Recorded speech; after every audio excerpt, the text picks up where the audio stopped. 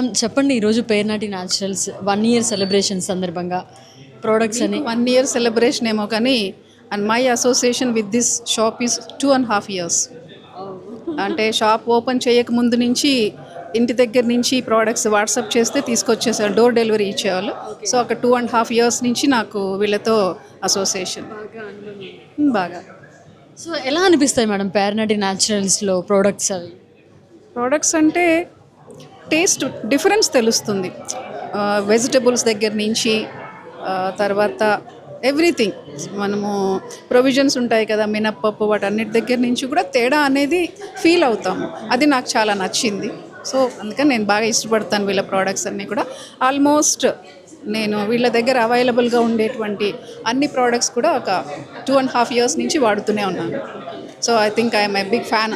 ఈ మధ్య ఒక పికిల్స్ కూడా ఇంట్రడ్యూస్ చేశారు బాగా. They are too tasty, delicious అని చెప్పాలి. టేస్టీ ఈజ్ ద చిన్న వర్డ్, డెలీషియస్గా ఉంటాయి. సో న్యాచురల్గా పండిస్తున్న ఈ ప్రోడక్ట్స్ గురించి ఏం చెప్తారు ప్రజలకి?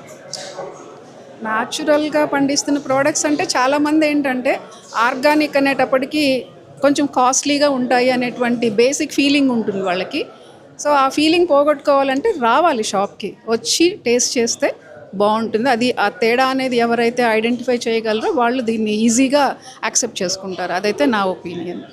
ఈ రోజుల్లో ఏది ఇంపార్టెంట్ అంటారు? హెల్దీ లైఫ్ ఇంపార్టెంట్ అంటారా, లేకపోతే తక్కువ ధరకు దొరికే ప్రోడక్ట్స్ ఇంపార్టెంట్ అంటారా? హెల్దీ లైఫే ఇంపార్టెంట్. ఎందుకంటే ఏది చేయాలన్నా కూడా మనకి హెల్త్ అనేటువంటిది నేనేం చెప్తానంటే మనకి అవుటర్ ఫిజికల్గా కనిపించడానికి చాలా బ్రాండెడ్ వాడతారు.